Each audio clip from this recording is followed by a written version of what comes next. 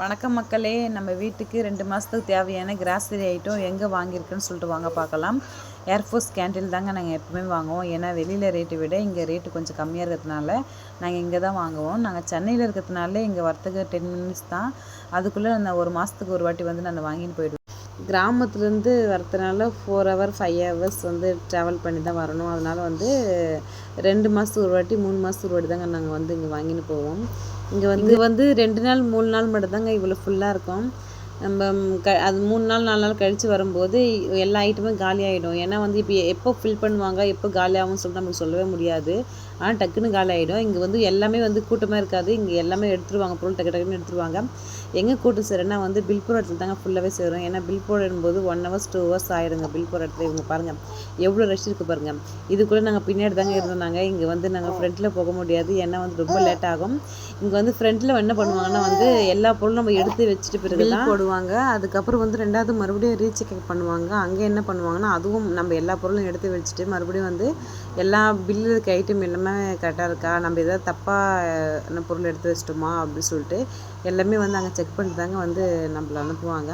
நான் எப்பவுமே வந்தால் இங்கே வந்து இப்போ ஒன்ஸ் வந்து போயிட்டு ஃபுல்லாக என்னென்ன பொருள் எங்கெங்கன்னு சொல்லிட்டு போய் செக் பண்ணிவிட்டு அதுக்கப்புறம் ட்ராவலி எடுத்துன்னு போயிட்டு நான் ஃப்ரெண்ட்லேயே வச்சுட்டு தான் அந்த அப்புறம் எல்லா பொருளும் எடுத்துன்னு போயிட்டு நாங்கள் வைப்பேங்க.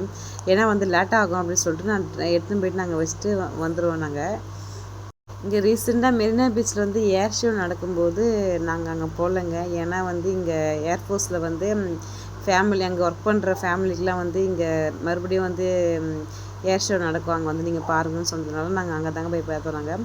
நாங்கள் வந்து ஃபுல்லாகவே கிட்ட பார்த்ததுனால நல்லா சூப்பராக இருந்ததுங்க. பார்க்கறதுக்கு நல்லா அழகாக இருந்தது. அந்த கலர்ஃபுல்லாக வந்து போட்டுக்கும் போதுலாம் சூப்பராக இருந்தது. நாங்கள் அங்கே தான் போய் பார்த்தோம்.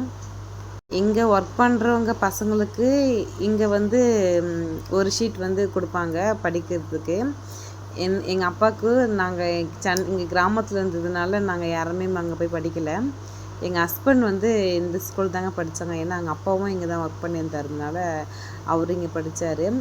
ஃபுல்லாக வந்து ஹிந்தி தாங்க, ஹிந்தி இங்கிலீஷ் தான் 2 மட்டும்தான், தமிழ்லாம் இல்லைங்க. ஏன்னா அவருக்கு சுத்தமாக தமிழே தெரியாது, ஹிந்தி இங்கிலீஷ் மட்டும் தான் அவர் பேசுவார். இங்கே விமானப்படைக்கு தாங்க ட்ரைனிங்லாம் கொடுப்பாங்க. இங்கே கிச்சன் ஐட்டம் வீட்டுக்கு தேவையான பொருள்லாம் வந்து எல்லாமே இங்கே இருக்கும். எந்த டைமில் வரும் நம்மளுக்கு தெரியாதுங்க. ஆனால் வரும்போது லக்கு இருந்தால் எடுத்துக்கலாங்க. என்னுடைய மேரேஜ் ஆகி 7 இயர்ஸ் ஆகுது. நாங்கள் இங்கே தான் என்னுடைய மேரேஜுக்கு வந்து fridge, washing machine, TV, AC, வண்டி எல்லாமே, ஸ்கூட்டி எல்லாமே இங்கே தாங்க எடுத்தோம். ஏன்னா இங்கே வந்து அப்பா வந்து இது வரைக்கும் யாருக்குமே அக்காவுக்கு யாருமே எடுக்கலை. அதனால் வந்து எனக்கு எடுக்கணும்னு சொல்லிட்டு கம்மி பண்ணி தாங்க கொடுத்தாங்க. அதுவும் கம்மி விலையில் தாங்க கொடுத்தாங்க. வெளியில் ரேட்டை விட இங்கே கொஞ்சம் கம்மின்றதுனால வந்து அது எல்லாமே நாங்கள் இங்கே தாங்க வாங்கினோம். ஓகே ஃப்ரெண்ட்ஸ், இந்த வீடியோ உங்களுக்கு பிடிச்சிருந்தா சப்போர்ட் பண்ணுங்கள், சப்ஸ்கிரைப் பண்ணுங்கள், லைக் பண்ணுங்கள்.